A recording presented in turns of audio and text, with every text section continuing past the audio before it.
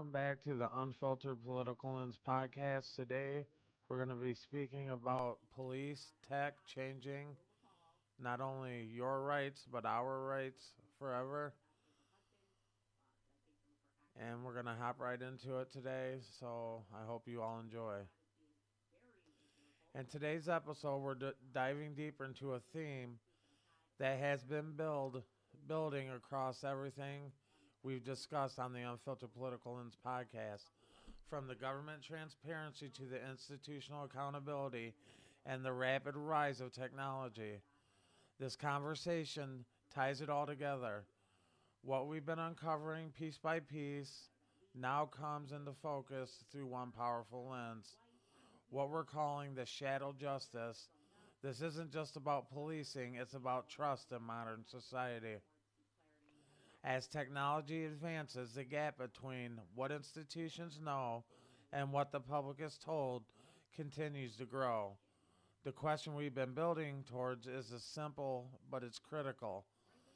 Can a system remain legitimate if the people it serves are kept in the dark? Right now, in neighborhoods across the country, law enforcement agencies are using the investigative tools the public never gets to see.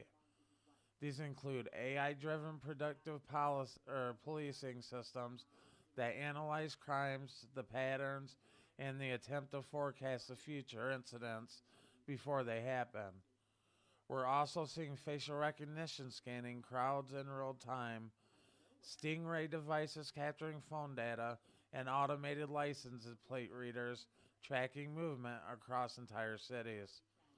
Many of these tools are deployed quietly without public votes, clear policy disclosures, or the strong legal oversight. While departments argue that the secrecy is necessary to protect investigations, it creates a widening gap between law enforcement and the communities they serve. When people don't understand the rules or don't even know the rules exist, they begin to question the legitimacy of the system itself. Now imagine living in a neighborhood where an algorithm, not a human being, labels your area as a high risk, predictive policing systems that rely on the historical data, but that data often reflects the past enforcement patterns that may already contain a bias. That means the technology can unintentionally reinforce existing inequalities without anyone fully realizing it. Add to the real time tools like drones, gunshot detection systems, and social media monitoring programs that flag potential threats based on the keywords or behavioral patterns. Suddenly, entire communities are being monitored by systems that never agreed to and may not even know exist, really. And when these programs are exposed, the public's reaction is immediate. People ask who's approved this, what data is being collected, and how long is it stored for? Why wasn't there transparency from the beginning? Now, over time, that lack of transparency will begin to reshape how communities respond to the law enforcement.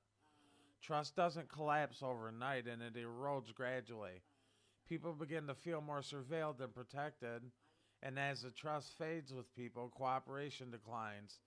The crime report drops, witnesses grow hesitant and worried that they might be drawn into a system they don't understand or cannot challenge.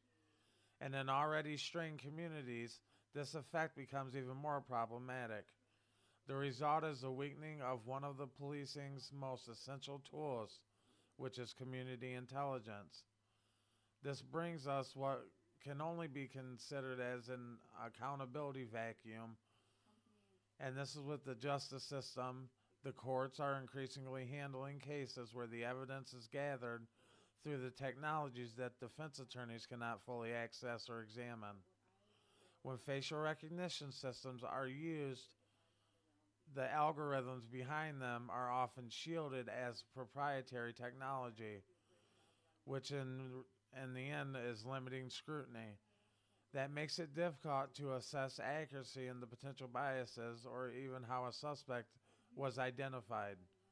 The same issue arises with predictive policing, software, and digital forensic tools, analyzing the phone's messaging and online activity without the transparency.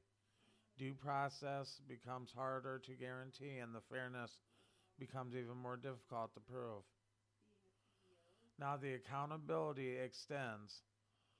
It extends beyond the courtroom. Civilian review boards, which are tasked for overseeing law enforcement practices, yet many lack the access to the very systems that are meant to evaluate. When policies and technologies operate behind closed doors, meaningful oversight becomes nearly impossible. And then this creates a system where the power functions without full visibility, and something that raises serious concerns in a domestic society. When the institutions begin to operate like black boxes, public trust naturally declines. In a democratic society, when the institutions begin to operate like, I just said that, like the black boxes, they decline. And once that trust is lost, the rebuilding, it becomes far way more difficult than maintaining it in the first place. Now, as we know, as we've been talking about it, history's already shown us the consequences of the excessive secrecy in policing. Over the past decade, multiple cities have faced lawsuits and intense public backlash after hidden surveillance programs were revealed.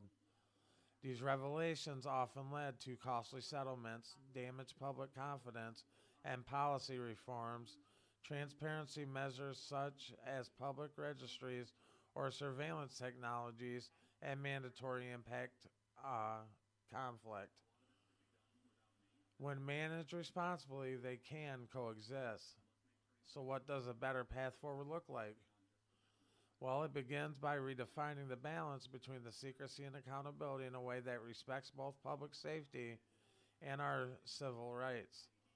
One approach could involve, like a public interest test, requiring the agencies to justify surveillance tools publicly before implementing them. That would include explaining their purpose, outlining safeguards, and defining the limits to prevent misuse. Independent technology and the auditors could also review these systems for biases, legality, and effectiveness, and perhaps most importantly, communities must have a voice in the process through public forums, city councils, and open debate. At its core, this conversation is not just about our technology, it's about the trust. And then a justice system can possess the most advanced tools like ever in the world, but without public confidence, its effectiveness is fundamentally weakened.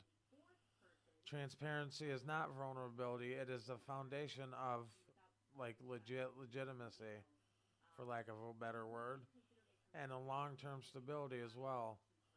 As we move deeper into an era defined by AI-driven policy and digital surveillance, the stakes continue to rise.